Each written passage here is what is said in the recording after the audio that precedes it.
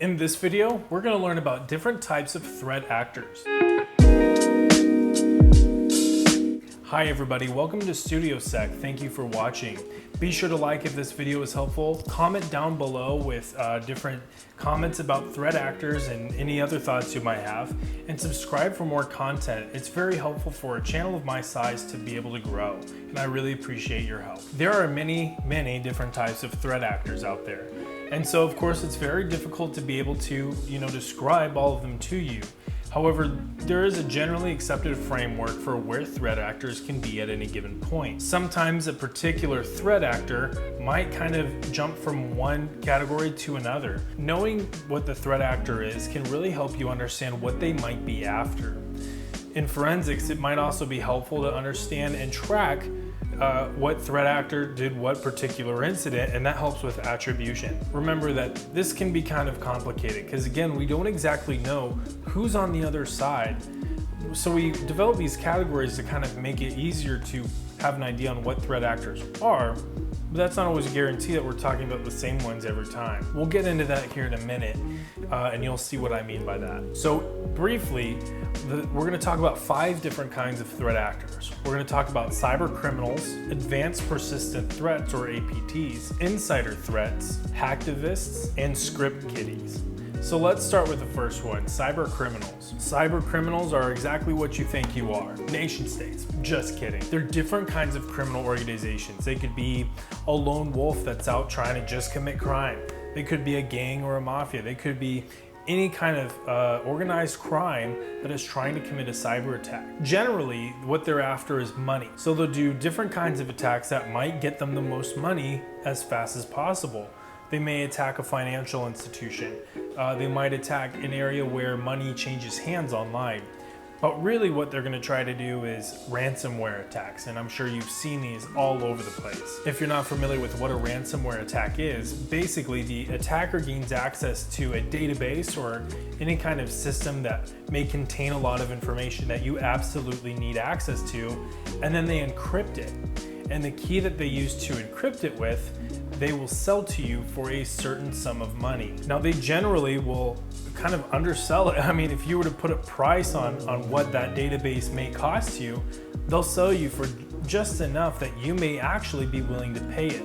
And in some cases, companies have paid, but mind you, that's generally millions of dollars. So it's not like they're selling it to you for like 10 bucks. They're selling it for a lot of money. The next is advanced persistent threat, or APT. This is the fun side of cybersecurity in my opinion, because these aren't necessarily cyber criminals, although they could be.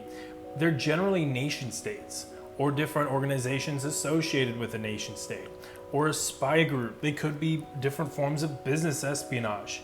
Generally, APTs are a tracked group that has done advanced forms of cyber attacks that is carrying it out for a particular objective, a strategic objective, not necessarily after money like a cyber criminal group would be. They're after information and access. Because of this, they can do really anything. They can, use any kind of more technical attack to gain access, or they could just socially engineer.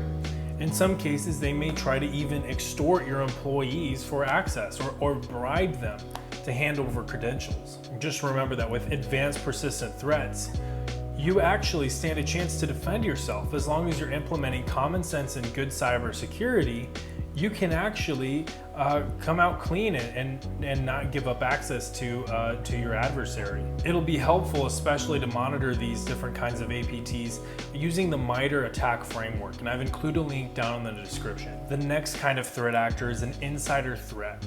And insider threats can be a number of things. They can be a person, they can be a process, they can be any kind of vulnerability from inside your organization. This really could be, anything from an employee that is disgruntled, that may be unhappy with the organization and, maybe looking for a way to get some kind of revenge.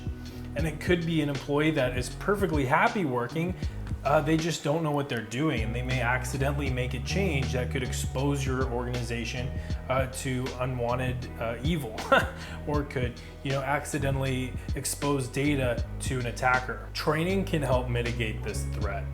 Making sure your employees know exactly what they're doing will really mean the difference, so you don't necessarily have, the clueless insider threat. It's also important to know, where your employees are at. If an employee is disgruntled, might want to keep an eye on them and make sure that they're not going to do anything malicious against your organization. And of course, maintain strong access control, so somebody that is disgruntled, or even somebody that doesn't know what they're doing, isn't able to just run roughshod all throughout your organization's sensitive infrastructure and do all kinds of damage. Next is hacktivists. And these are interesting groups. Hacktivists are out to prove a point. Maybe, if they're to draw attention to a specific cause, or if they're trying to, illuminate a particular issue. However, they're doing it through illegal means of, illegal cyber activity. They may be out to deny access to a particular service that they may disagree with.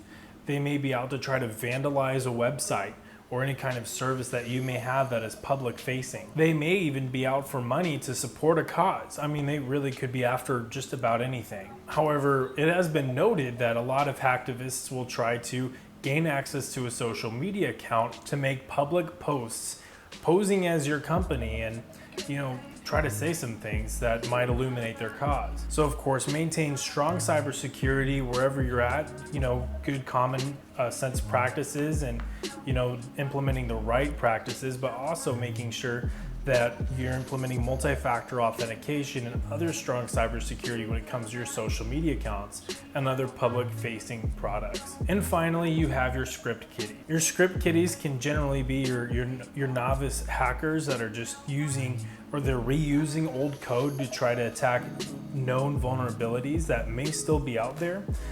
They may be just lone wolves that actually might know what they're doing.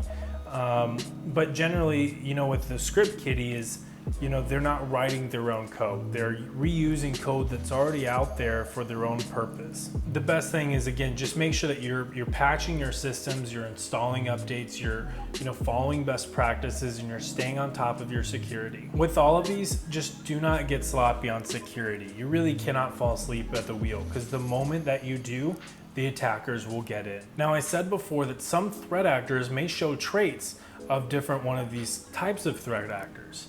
And one such example would be North Korea.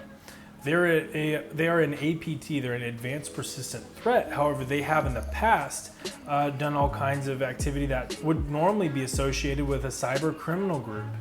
And so, you really want to be careful with, using these terms with, a particular organization or known actor, because they might exhibit traits of each one of these types.